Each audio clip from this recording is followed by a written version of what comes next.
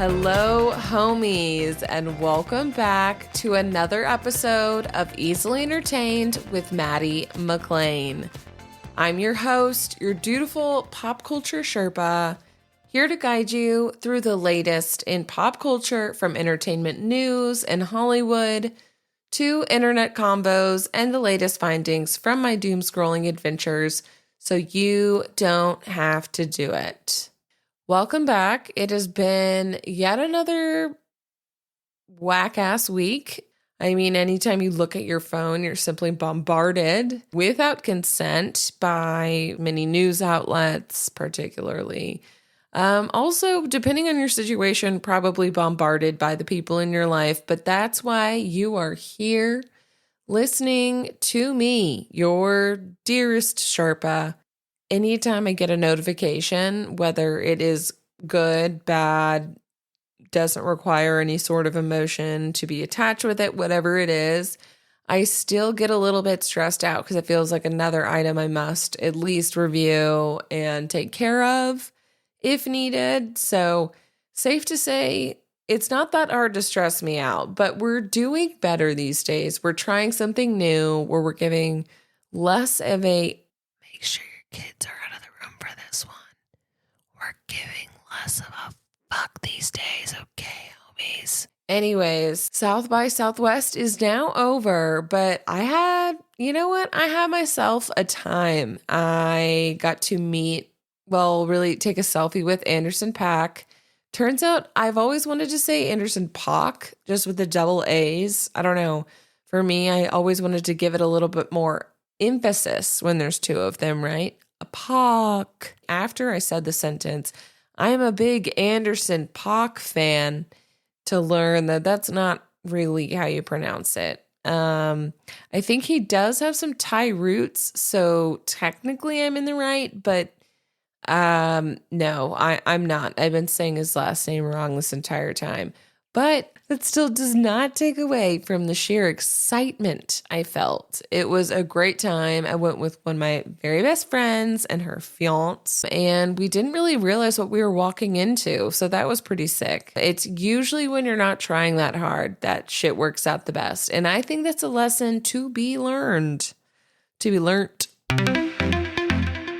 I'm not sure anniversary is the right word to use here.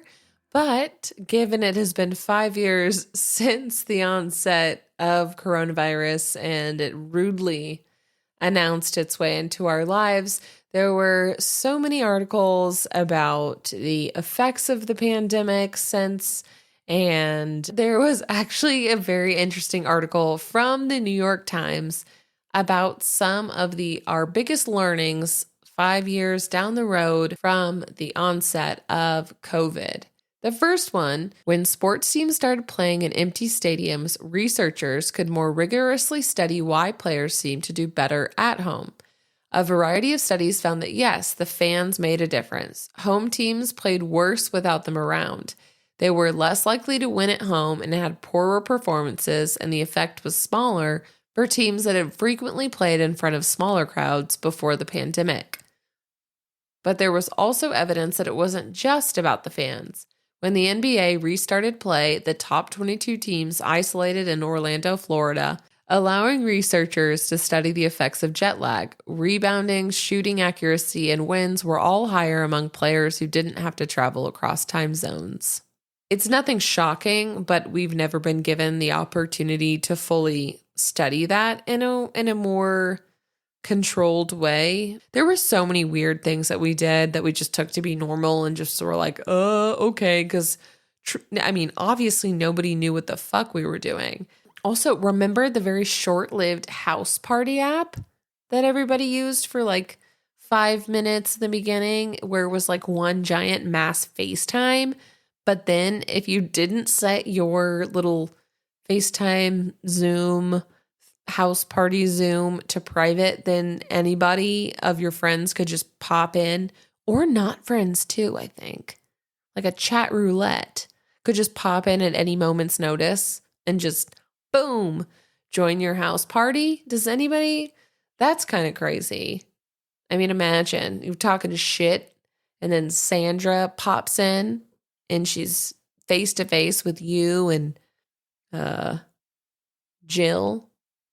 In case you forgot, because I forgot, we were talking about some of the things that we have learned now that it has been 5 years since the onset of COVID, the anniversary of COVID. The onset makes it sound like we're all ill with it right now. But starting in March 2020, the number of women showing up at emergency rooms with injuries they said were from wearing high heels, like fractures or sprains, declined sharply.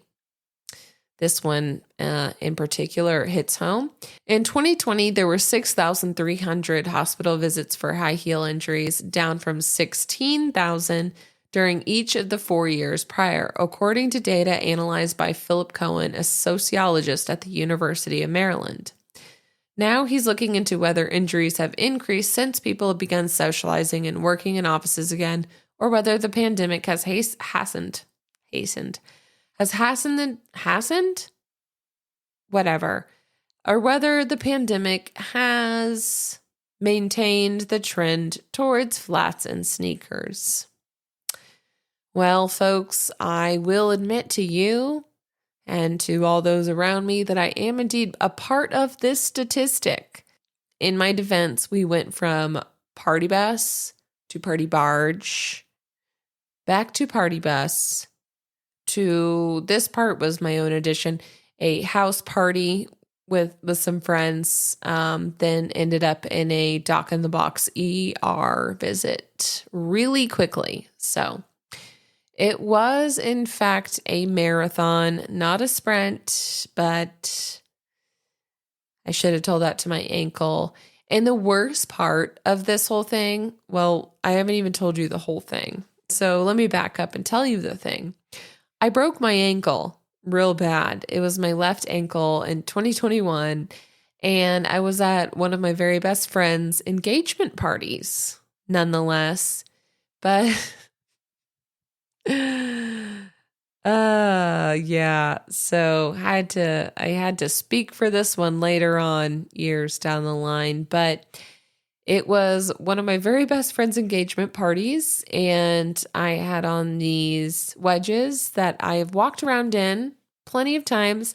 I actually was a ballet dancer with this friend who was engaged. I did point, so I'm no rookie when it comes to heels. You know, as party buses do, they really encourage the inner college gal in me. It just sparks something where I'm like, oh, it's time to drink a lot. And it's time to do that quickly.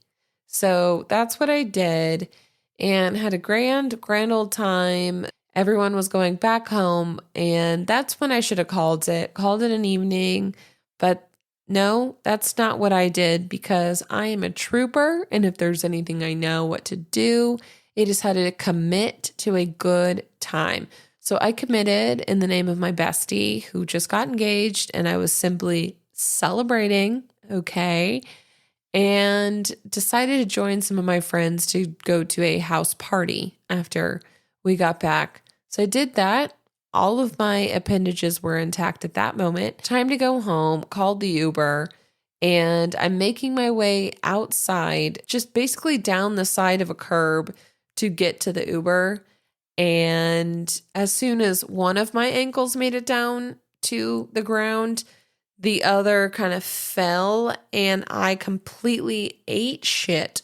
And my ankle went just the completely wrong way. And I mean, I broke it. I thought, no, there's no way, just sprained it. So before my boyfriend at the time could get to me, I tried to stand up on my own and quickly learned that was not physically possible. Well, anyways, we're on to the other interesting tidbit that we've learned since the pandemic 5 years ago, is that when humans were less active, well, the rest of nature healed and did a whole lot better without us. So according to this article, what scientists call the anthropause, the times in which humans were less active and were quarantined, animals began breeding more and traveling farther.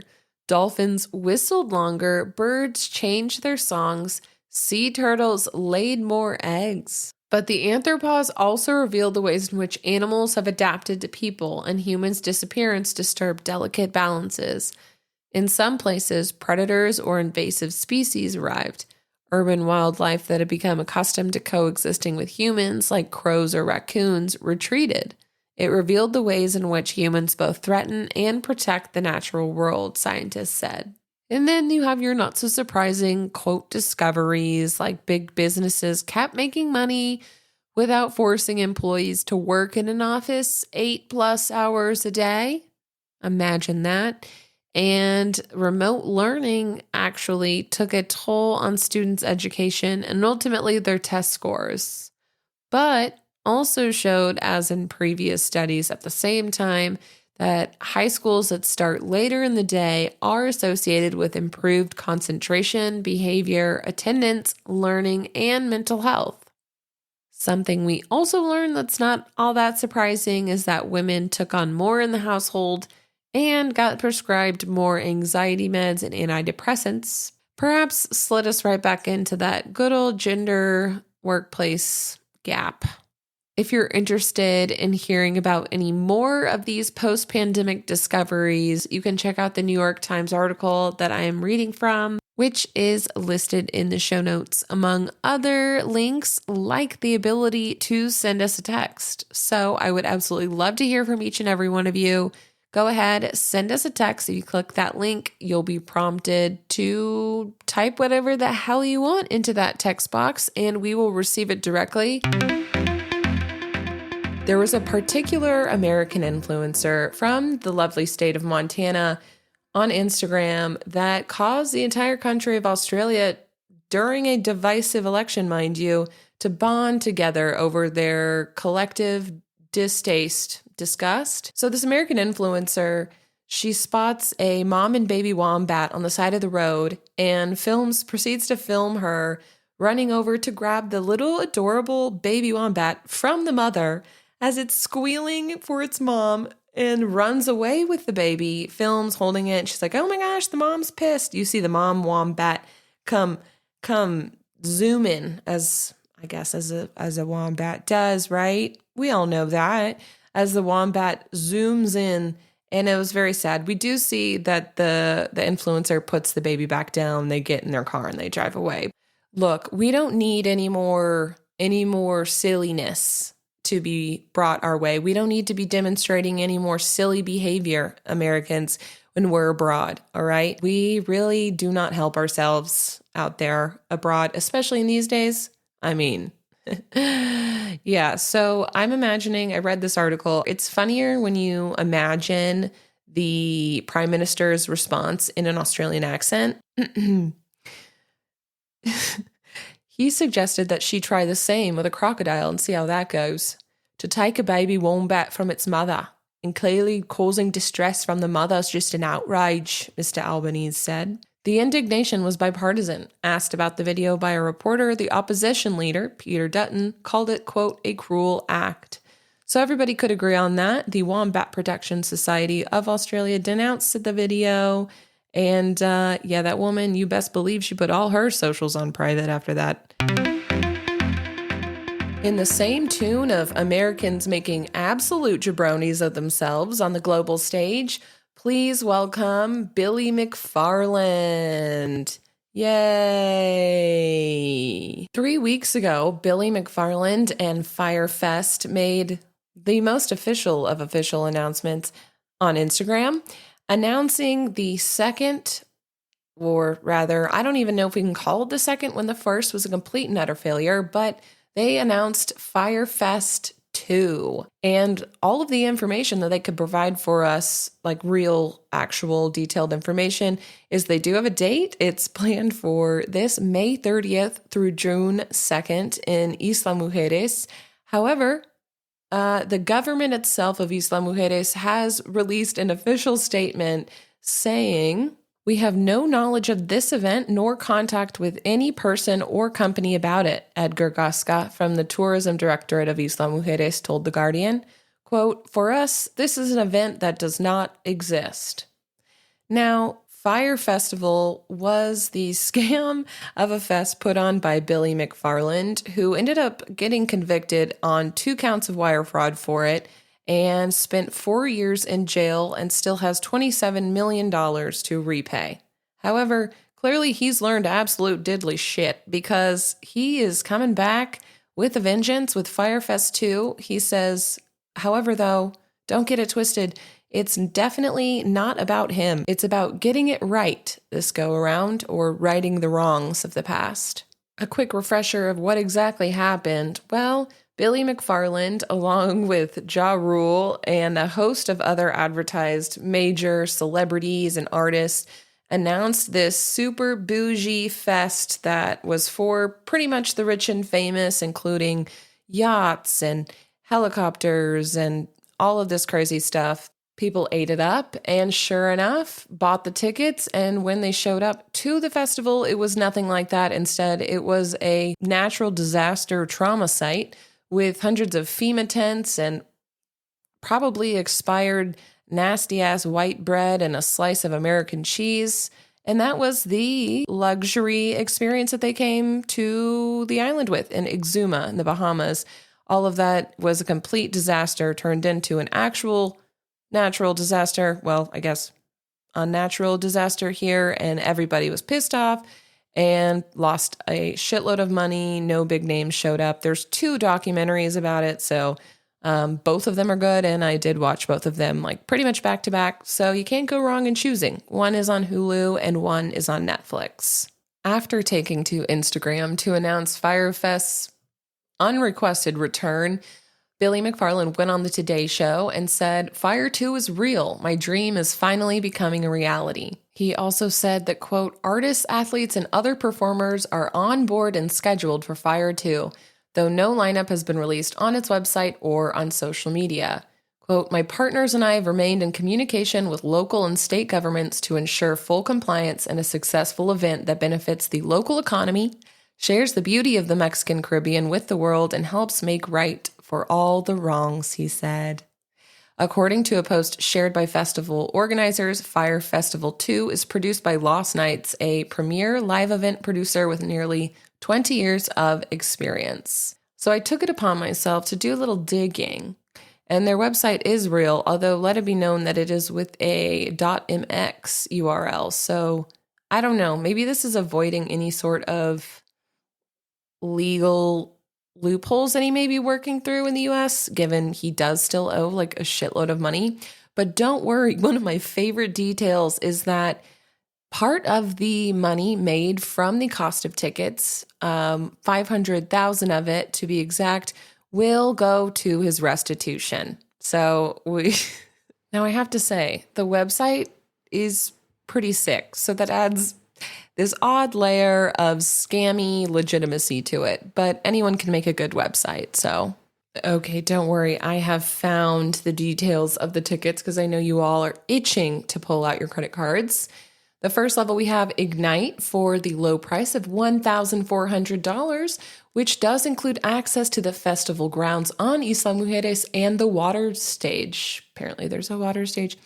It does not include accommodation though, but don't worry, they have a link to Google Flights to look up how to buy a flight to Cancun. So they're very, very helpful. Fuego for $5,000, still no accommodation or flights included in that.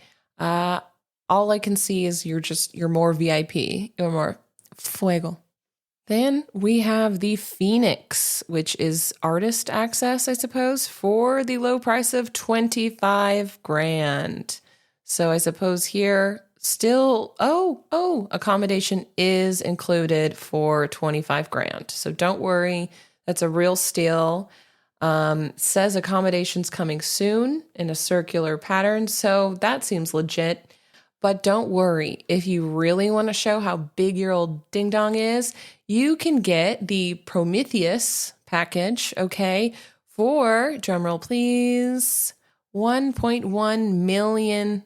$1.1 million. You know what? Honestly, it's not a bad business move for Billy McFarland. He has $27 million in restitution to pay, right? For everyone who decides to buy a ticket, 500 grand of that will go towards said restitution, but he only really needs like 20, give or take 27. Okay, that would be the math. It's real easy math. It would take 27 jabronis who are willing to somehow throw away $1.1 million. They exist. And boom, restitution is paid. And so the website provides coordinates. How unique of them. I plopped those coordinates into Google Maps and it drops you directly in the middle of the ocean in between Cancun and Isla Mujeres. So that seems legit. To add to the legitimacy of all of this, quote, the organizers didn't even bother to approach the authorities. It's very strange because any manager knows that if you're going to hold an event, let alone a massive event, you need municipal authorization. I think they thought they would just announce it and see if it got traction, then ask for the permits halfway down the path. It's a bit of a naive way to think. And I will say so. They reached out to, there were some accommodations listed on the website. There aren't any more as of Wednesday, March 19th. One being Impression Isla Mujeres, one of the luxury hotels. And when reached out by The Guardian, the hotel responded by saying they had not received, quote, any approach or inquiry with regards to the event and that they were investigating it. So everyone's like, whoop, whoop, not me. However, in order to soothe our confused souls, don't worry, Billy McFarland himself hopped onto Instagram in a very trustworthy, legitimate, he's literally has his AirPods in and is walking alongside the beach and talking to the camera. And basically tells us, don't worry, guys, it's still happening. Fyre Fest 2 is real. However, when you ask Isla Mujeres themselves, they say that the festival is not going to happen. So, jury's out on that. Will there be a second jury after he tries to put this on? Stay tuned. You know I'll keep you updated on all of this shit. A quick trigger warning for this next segment. We are going to be talking about the Menendez case, which is a true crime case that involves things like sexual abuse and murder and violence. So I advise you, if you are not in the mindset to listen to such a thing, to skip forward, and I'll catch you in the next episode.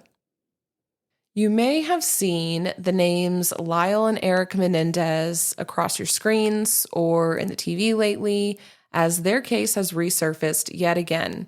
Erik and Lyle Menendez, two brothers, were convicted in 1996 for the murders of their parents, Jose and Kitty Menendez, that took place in 1989. It resurfaced in public discourse when Netflix released a dramatization series, the latest of Ryan Murphy's anthologies, called Monsters, the Erik and Lyle Menendez story. This is the second in the series. The first one was based on none other than Ted Bundy. Ryan Murphy's latest coverage of the Lyle, Erik, and Menendez story was a huge hit. So this was released in September of 2024, around then on Netflix. And around the same time, perchance, there was also more of a true crime, real documentary that was released regarding the Menendez murders. The case is back in the news because the men, both Erik and Lyle, after 35 years spent in prison, in which they were separated, by the way, they've now been able to come together and work on their resentencing case. They have constantly filed motions and appeals with both the California and federal state courts to fight these charges, as they've maintained that it was out of self-defense and that they were not allowed to bring in some very crucial details regarding the sexual abuse. Not only that, but the way that we looked at sexual abuse and sexual trauma, nobody talked about that, especially when it came to men. So I think that their argument here too is if you were to relook at this case today in today's light, in this circumstance, that I think we would have looked at it very differently. That, and they came across a piece of evidence that they did not have at the time, allegedly. To be exact, the letter that Erik wrote to his cousin Andy, he's quoted as saying, "It's still happening, Andy, but it's worse for me now. He's so overweight that I can't stand to see him. I never know when it's going to happen, and it's driving me crazy. Every night I stay up thinking he might come in. I need to put it out of my mind. I know what you said before, but I'm afraid. You just don't know Dad like I do. He's crazy. He's warned me 100 times about telling anyone, especially Lyle. Am I a serious wimpus? I don't know. I'll make it through this. I can handle it, Andy. I need to stop thinking about it." So allegedly, Jose Menendez's younger sister found the letter and showed it to a journalist nearly 6 years ago. Then finally, this letter was showed to the appeals lawyer. However, it was not brought up or shown during either of the brothers' trials that ultimately landed them in jail. So along with this and Roy Roseo's allegations in that docuseries called Menendez and Menudo, Boys Betrayed, in case you do want to watch that, brought this all up to the California Court of Appeals as well as the federal level. After some time, we finally heard from the newly elected LA County District Attorney Nathan Hochman, who was reviewing the Menendez brothers' resentencing case. His predecessor, so the former LA District Attorney George Gascon, had recommended a resentencing for the brothers back in October, around the time of both the dramatization and the documentary that came out, as people were the public was calling for another look at this case, given the change in kind of public sentiment and understanding of sexual abuse. George Gascon said, after a very careful review of all the arguments that were made for people on both sides of this equation, I came to a place where I believe that under the law, resentencing is appropriate, and I'm going to recommend that to our court tomorrow, Gascon had said at the time. They have been in prison 35 years. I believe they have paid their debt to society, and the system provides a vehicle for their case to be reviewed by a parole board. So the thing is that DA made this case, but then did not continue to hold his place in office. So now we have our newly elected LA County DA, Nathan Hochman, who just now on March 10th has seemed to take a completely counter stance to that and said they still pose, quote, an unreasonable risk of danger to the community because they haven't fully accepted responsibility for killing their parents. He pointed to, quote, deliberate and meditative actions they took immediately following the crime in which they looked to cover it up. The brothers basically engaged in not just the ultimate lie of self-defense, but a series of lies around it, Hochman said. He continued on by saying, the interest of justice justifies his withdrawal of support for releasing the brothers. He stressed their original position during the trial in which they were convicted that they didn't kill their parents. The first iteration of their defense was that it wasn't them, he said. They then persisted in this lie and kept that lie going for months and months and months. Had Erik not confessed to his therapist months later and had that confession not been taped and turned over to the police, they would have maintained it wasn't them. He adds on by saying there was large mountainous evidence that they continued not only to A, plot their parents' murder before it went down, but also B, then cover it up by, using a fake ID to purchase their weapons, having an alibi, like going to see Tim Burton's Batman, which I don't know, for some reason feels ironic, and to set up the murder itself to look like a gang killing. They got rid of the gun casings, all of this kinds of thing. And ultimately, I think they're making a stance of, regardless if it's the center of the latest true crime documentary, we're not going to completely just manipulate justice to how the public wants to see it.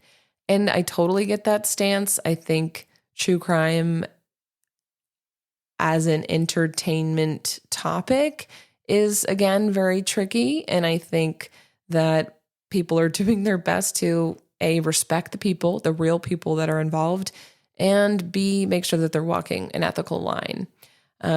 Interestingly, the Menendez's family, majority of them, there are some that still maintain that they should stay in prison, but a large portion of them support the brothers and their release, given this new understanding and the new evidence that has allegedly been brought to light. LADA, that's a funny thing to say. Los Angeles DA, that sounds better. Los Angeles DA Hochman also argued the fact that regardless of this new evidence of the sexual abuse, and he is quoted as saying it is abhorrent, and this does not take away from that allegation. That being said, it would not, given this letter was written 6 or 9, however many odd months before, and this evidence was brought to light, they would still have to prove that it affected Lyle and Erik Menendez in that very moment in which they committed the murders. And otherwise, they would have and or should have made that argument from the get-go.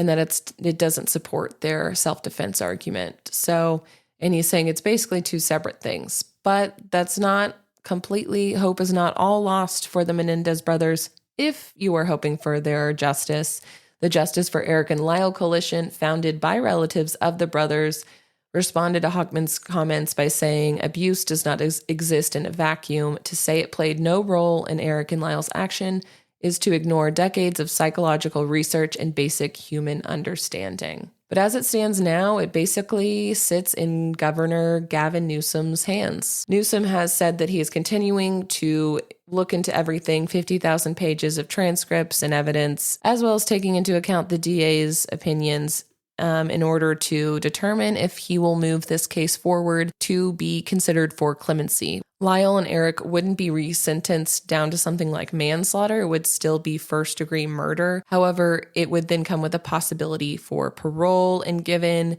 Erik and Lyle's ages at the time of the murders, they were pretty young, I want to say 18 and 21, that would then make them eligible for parole now. It would be a roundabout way of getting Erik and Lyle out of prison. That being said, I will, of course, keep you updated. The next hearing is scheduled for June 13th, so we've got some time, but we'll see. It's a bit of a hit for this new DA to have withdrawn support, but there's still a shot that Erik and Lyle could live life outside of the prison gates. As always, thank you so much for listening, and I would love to hear from you, so don't forget to press send a text in the show notes of this episode and send us your thoughts, your opinions. Let me know what you think about the Menendez brothers being released. Should they not? Or you can tell me what your favorite discovery post-pandemic has been after these 5 years. You can find the podcast on Instagram at Easily Entertained Pod, or TikTok at Maddie is Easily Entertained, or on our brand new spanking website, www.easilyentertainedpodcast.com. I will catch you next week. Bye for now, homies.